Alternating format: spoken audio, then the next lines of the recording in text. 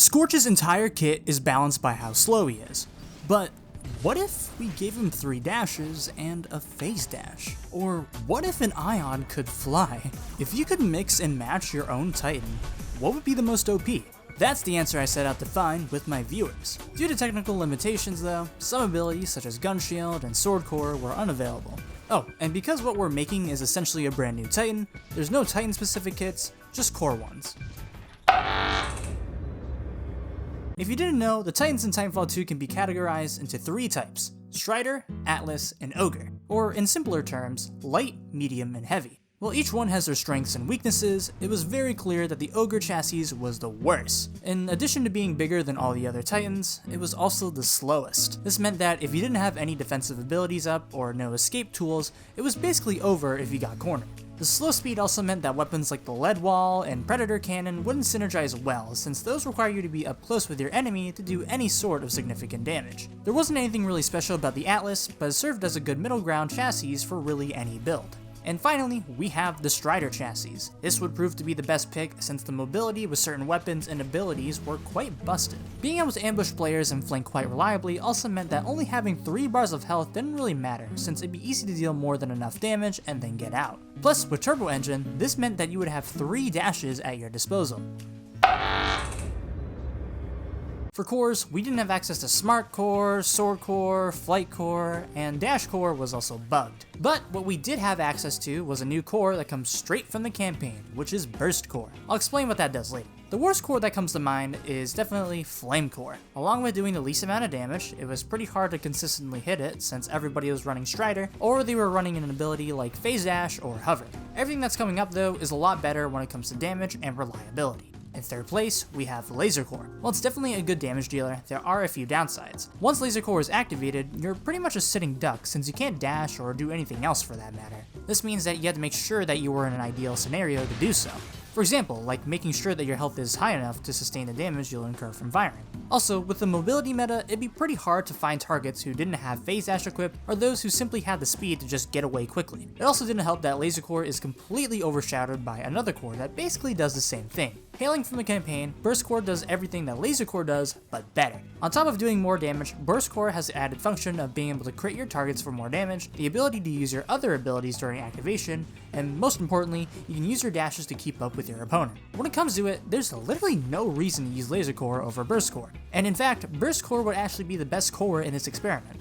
But wait, what about Salvo Core? While in the regular game, it's certainly a top 3 damage core, the meta here definitely made it less reliable. A lot of people ran either Phase Dash or Particle Wall, which in turn made the Salvo Core significantly weaker.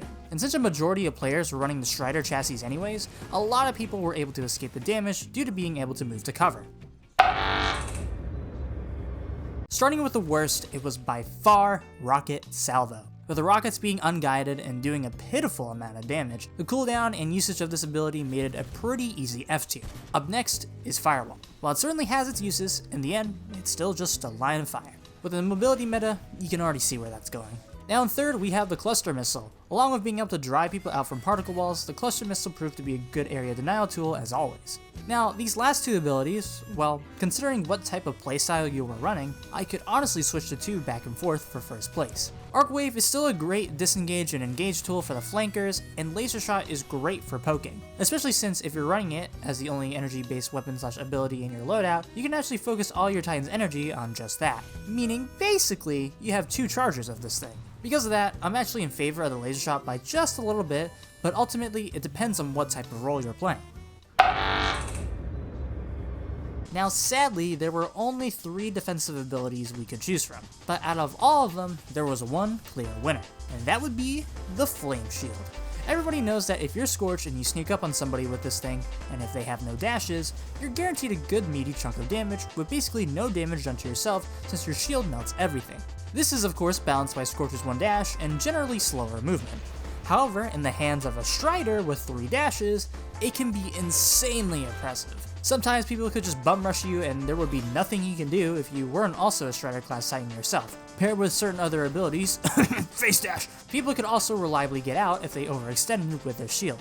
And second is Vortex Shield. As always, Vortex Shield is a reliable defensive option on the go, but with the amount of people rushing you down, it becomes less valuable. And last, we've got the Particle Wall. The major weakness of this ability is the fact that you can't really move with it. Plus, with the ability for any Titan to equip Phase Dash, Arc Wave, and Cluster Missiles, it made the wall pretty easy to counter. As you can already probably guess, the best tactical ability by far was Phase Dash. Compared to the other abilities, it just has way too much value to pass up. You become invulnerable, it acts as an extra dash, and it pairs well for pretty much any situation. And second, we have Laser Tripwire. If you're not running any other energy-based abilities, well, you can basically think of yourself as running 0-point Tripwire all the time. This makes it a great ability to just throw around, and if you happen to catch somebody with it, that's a good chunk of damage. And third, we have Energy Siphon. In all honesty, I thought this would be a lot better, but in practice, it's actually not all that useful, especially since it takes up the slot of the other abilities. However, it does provide a niche where if you manage to play passively in long range, you can sustain yourself pretty decently. But because of the close range shenanigans, it was pretty much just better to run Phase Dash. And lastly, we have the Hover. There really was no upside to using this thing. All it did was make you a bigger target, and since you can't use Viper Thrusters, that means you're gonna be flying pretty slow. It was funny to see a flying ogre though use a laser core. Fortunately, we were able to use every single Titan primary, but because of the game limitations on certain abilities, some weapons were completely gutted. The 40mm essentially became useless. While it certainly excels in killing pilots and minions, in Titan v Titan combat, it deals too little damage at a slow fire rate. Up next is the Predator Cannon. I had high hopes for this weapon, but then I realized, since you can't utilize the long range mode, it made the cannon way too awkward to use past close range. Plus, with the meta using Flame Shield and everybody literally having a good defensive option that counters the Predator Cannon, it was simply too slow and limiting to use. Then we have the Thermite Launcher. While it's certainly great if you connect those shots, it's still pretty slow, and if you want to do good one-shot burst damage, there's already another primary that's better suited for that. The Splitter Rifle by itself ain't that bad. But if you use it alongside any other ability that takes energy, the value of the gun drops dramatically, since now you can't really use the stronger split mode 24/7. And third, we have the Lead Wall.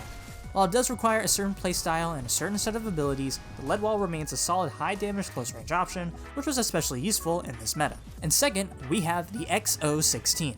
If you wanted to run the Predator Cannon or the Splitter Rifle, you'd be better off just running this, since it basically fixes all the problems those weapons have.